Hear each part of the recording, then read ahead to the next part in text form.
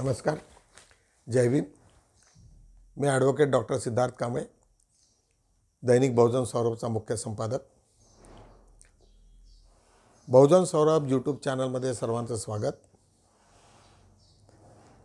आज संपूर्ण देशात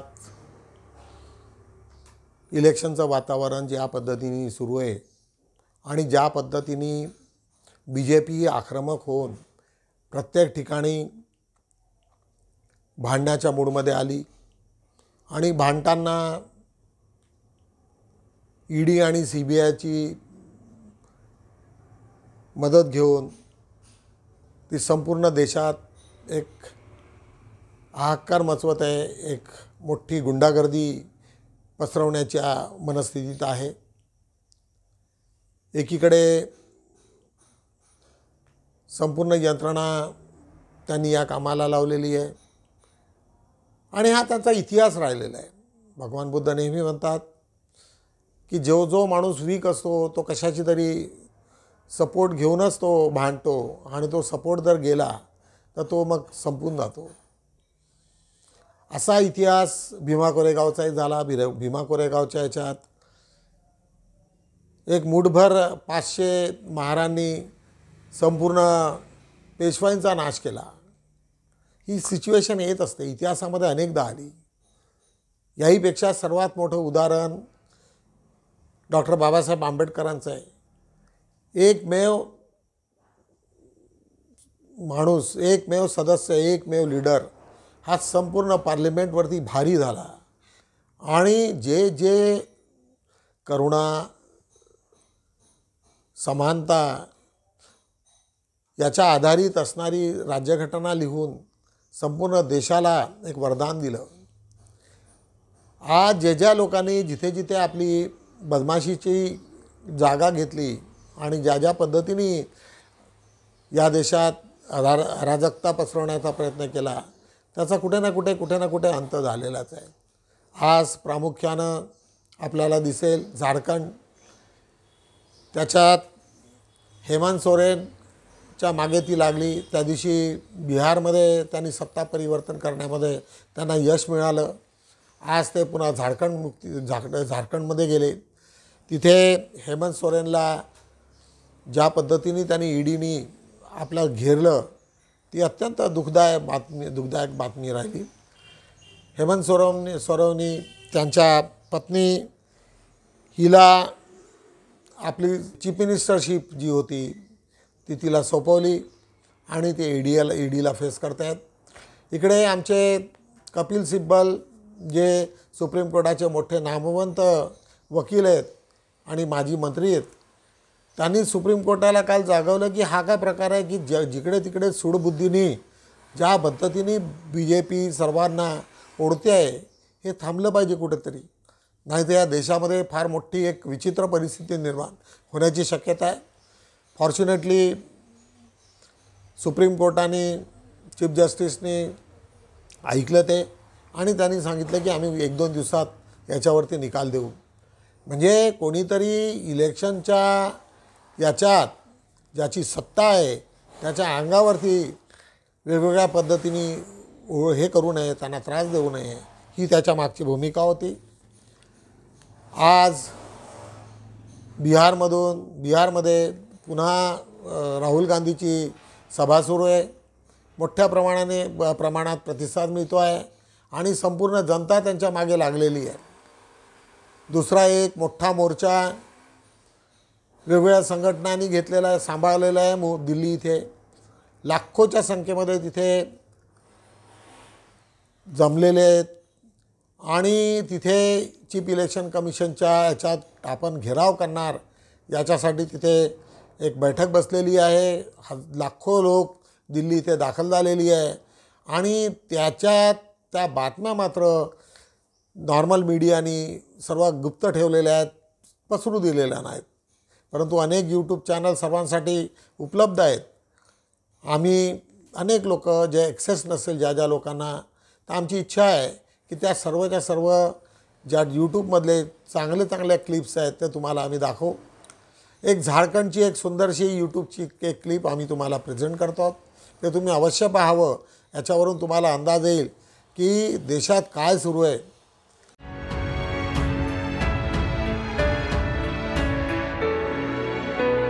झारखंड के पूर्व सीएम हेमंत सोरेन ने ईडी की ओर से गिरफ्तार किए जाने के खिलाफ अब सुप्रीम कोर्ट का रुख किया है.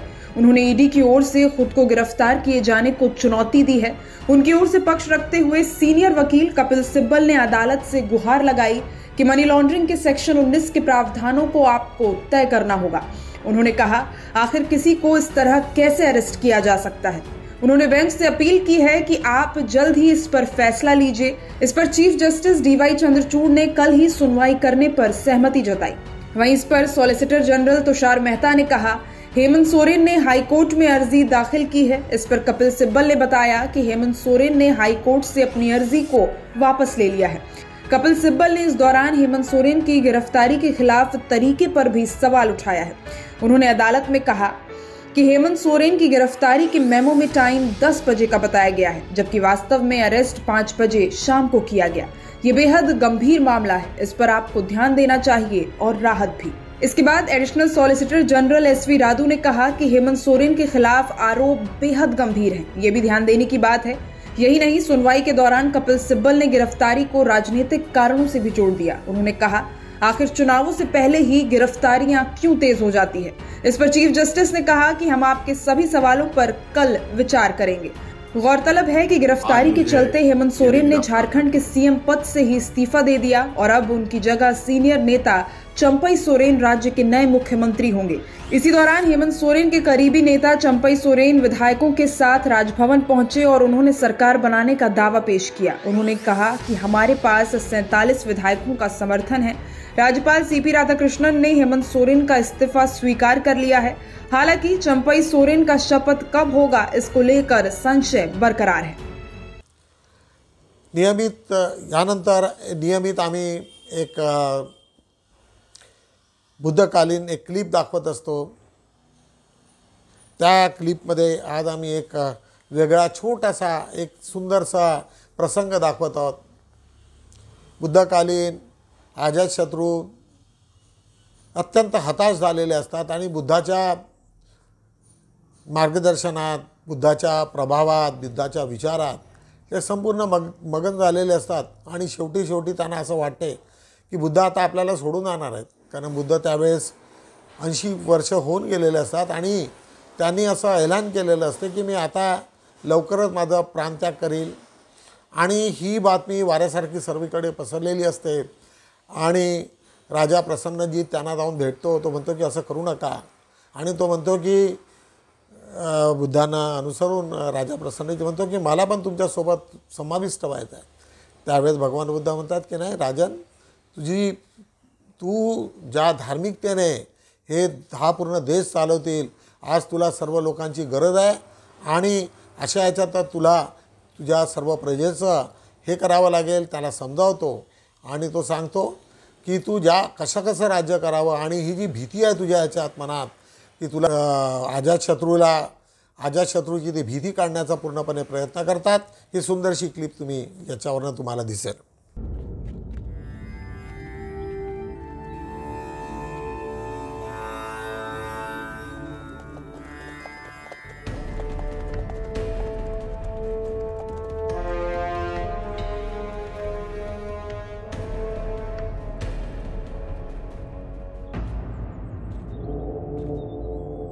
बुद्ध, ये मैं क्या सुन रहा हूं?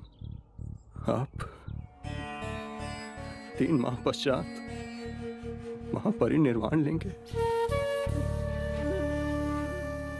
आप हमें छोड़कर कैसे जा सकते हैं? इस अंधकार भरे संसार में केवल आप ही प्रकाश का स्रोत हैं प्रभु. हमें इस अंधकार में फिर छोड़कर ना जाइए. आप इस संसार में ना होंगे, ये सोचकर ही मन भयभीत हो रहा है प्रभु. अजातशत्रु, मृत्यु का भय केवल उसे ही ना होगा जिसने अपना जीवन बुद्धिमानी से जिया हो. यह शरीर तो नश्वर, परंतु मेरी वाणी, मेरे सूत्र बन सदैव तुम्हारे हृदय में प्रकाशमयी रहेगी। प्रभु, मुझे अपने साथ ले चलें प्रभु। जीवन भर मैंने कोई मूल्यवान कार्य न किया। महानिर्वाण तक आपके साथ रहे, आपकी सेवा करने का सौभाग्य दें प्रभु।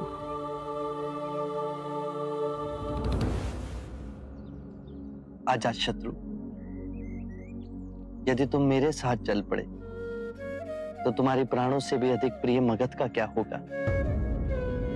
तुम राजा हो तो अपने राज धर्म से कैसे विमुख हो सकते हो। तुम पर कितने मनुष्यों का उत्तरदायित्व है और यही तुम्हारा धर्म है। अजातशत्रु, अपने धर्म को ना छोड़ो। मैंने तुमसे कहा था ना, यदि राजा धार्मिक हो राज्य करेगा तो सारी प्रजा धार्मिक हो जाएगी। जब आंखें खुली तभी सवेरा हो जाता है। स्वयं को सुरीला बना।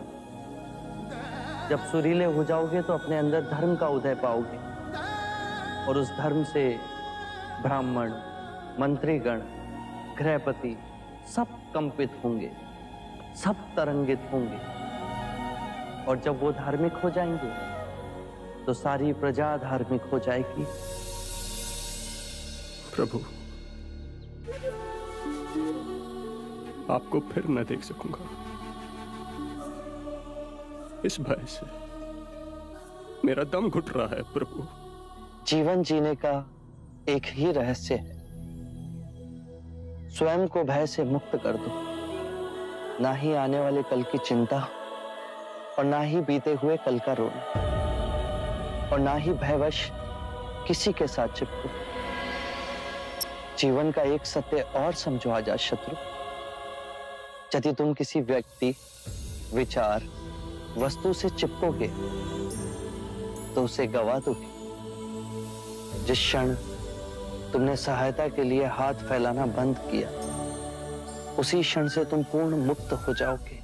प्रभु, मुझे आपको छोड़ना होगा, किंतु आप मेरी अंतिम सांस तक मेरे साथ रहेंगे। मेरे अंतर मन में प्रज्वलित ज्योति की तरह आपका प्रकाश सदैव प्रज्वलित रहेगा।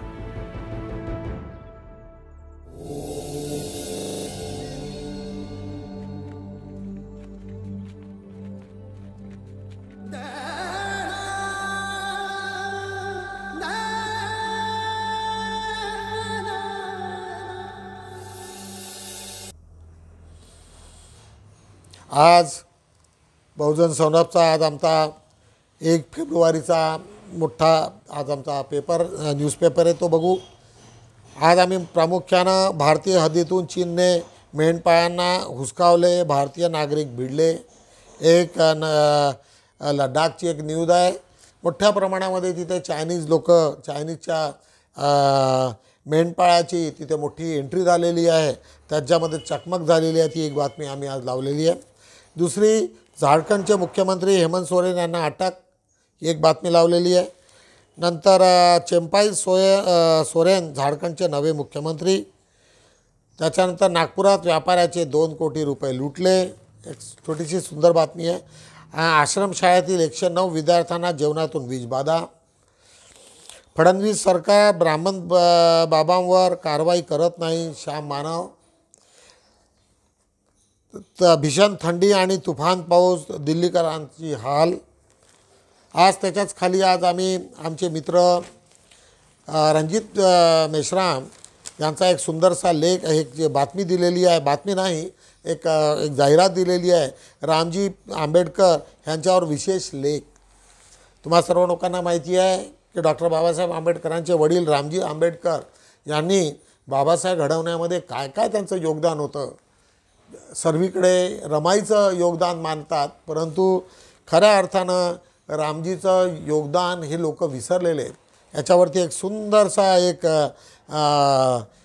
त्याच्यावरती लिखाण आमचे मित्र रणजित देशमुख करणार, रणजित मेश्राम करणार आहेत। त्याच्याच खाली आज आम्ही संजीवनी सखी मंच सखी सम्राद्धी म्हणून 2024ची एक आमची एक लवकरात लवकर 4/2 पासून ही प्रक्रिया सुरू होणार आहे. एक डान्स आहे, त्याच्याच खाली आम्ही सर्व आंबेडकरी म्हणून एक चर्चासत्राचं एक मोठी जाहिरात आहे आम्ही घेतलेली. आज बघूया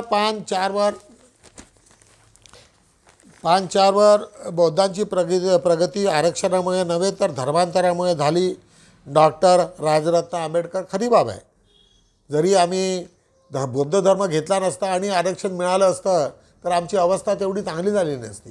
त्याच्यामुळे हे त्यांचं म्हणणं अत्यंत खरं आणि मोलाचं आहे. टायगर मेरी जानला प्रथम पारितोषिक पिक्चर, मैत्रीकडून कवी म्हणावा, साहित्य समूहाने दुसरे साहित्य संमेलन. आज नागपूरची बातमी आहे. पुन्हा त्याच्याखाली नागपूरची बातमी, महाराष्ट्र ऑफिसर फोरम समाजाभिमुख काम करेल, आमदार मनोहर चंद्रिकापुरे. आधुनिक व्यसनापासून विद्यार्थ्यांनी सावधान राहावे, गौरव आळणे साहेब यांची नागपूरची बातमी आहे. नक्षत्राचा काव्यधरा प्रतिनिधित्व काव्यसंग्रहाचे आमदार अडबादे यांच्या हस्ते प्रकाशन. आज त्याच्याच खाली आज मी महिलांनी निर्भर व सशक्त होण्याची गरज, भंडारा येथे महिला मेळाव्याचे आयोजन, भंडाऱ्याची बातमी आहे. सरखोली येथे कृषी महिला ग्राम गौरव व सांस्कृतिक कार्यक्रम. बॅरिस्टर जोगेंद्रनाथ मंडल यांची 120वी जयंती नागपूर येथे साजरी. वाचकांना आव्हान. त्याच्यानंतर लाखांदूर येथे 23वे राष्ट्रीय संविधान साहित्य संमेलन साजरे. लाखांदूरची बातमी घेतलेली आम्ही. आज आम्ही पान A2वरती आमचा नेहमीप्रमाणे आज अग्रलेख आहे. आज अग्रलेखाचा आमचा अत्यंत मार्मिक आम्ही आज हे दिलेलं आहे की प्रजासत्ताक दिन आणि बुद्धिघाण ठेवलेला समाज. आज आमचा देश प्रजासत्ताक दिवसापासून आज आम्ही नवीन कामाला लागलो आम्ही 26 जानेवारीपासून. परंतु ज्या पद्धतीने आमच्या जो परिवर्तन व्हायला पाहिजे ते काही झालेलं नसल्याचा हा सुंदरसा लेख आजचा अग्रलेख आज आमचा आहे. आज त्याच्यात श्याम ठाणेदार यांचा एक सुंदरसा लेख आम्ही घेतलेला आहे. पहिली महिला अंतरवीर कल्पना चावला. हिने 1982ला पंजाबमधून ती अमेरिकेत गेली आणि तिने तिथे 1944 साली आर्किओलॉजिकल याच्यामध्ये तिने पदवी घेऊन आणि नंतरचा तिने जो प्रवास केलेला आहे आणि ती पहिली महिला अंतरवीर कल्पना चावला नावाने ती पूर्ण जगात प्रसिद्ध झालेली आहे, फेमस झालेली आहे. चांपा सामाजिक चळवळीतील योद्धा एक आमचा अभिषेक सारनाथ यांचा सुंदरसा लेख. आणि बंगळूर इथले हे मोठे सामाजिक कार्यकर्ते होते त्यांच्यावरती एक सुंदरसा लेख तुम्हाला वाचायला मिळालाच. ज्या झाडाने दिली सावली त्या झाडालाच कुऱ्हाड लावली, रतन तायडे यांचा सुंदरसा लेख हा तुम्हाला दिसेल. आदिवासींचे मरण स्वस्थ होत आहे. आज आमचे मित्र प्राध्यापक डॉक्टर वामन शेळमाके यांचा सुंदरसा लेख आणि ज्या पद्धतीने आदिवासींचे जे हाल होत आहेत याच्यावरती अत्यंत प्रखरपणे मांडणारा हा लेख तुम्हाला आज वाचायला मिळेल. आज भीमसैनिक असते तर प्रबुद्ध भारत दैनिक असते. सुंदर आजचा लेख आहे सागर रामभाऊ तायडे यांचा की आज बाबासाहेबांचा एवढा मोठा पेपर बंद पडला, आज लोकांकडे पेपर नाही. अशा याच्यामध्ये आज आणि किती गरज आहे आजच्या पेपरची याचं विश्लेषण सुंदर पद्धतीने आमचे तायडे भाऊंनी केलेलं आहे. मराठा आरक्षण पुन्हा एकदा पाणी. आज मराठा आरक्षणाची काय दशा सुरू आहे आणि किती ते अग्रेसिव्ह आहेत यांचा विठ्ठलराव वराडे यांचा एक सुंदरसा लेख आज आम्ही त्याच्यात घेतलेला आहे. आज आम्ही होमेश भुजाडे यांचा एक लेख आहे सिंधू आणि वैदिक संस्कृती तथा धर्मांची मीमांसा करणारा हा सुंदरसा लेख तुम्हाला वाचायला मिळेल.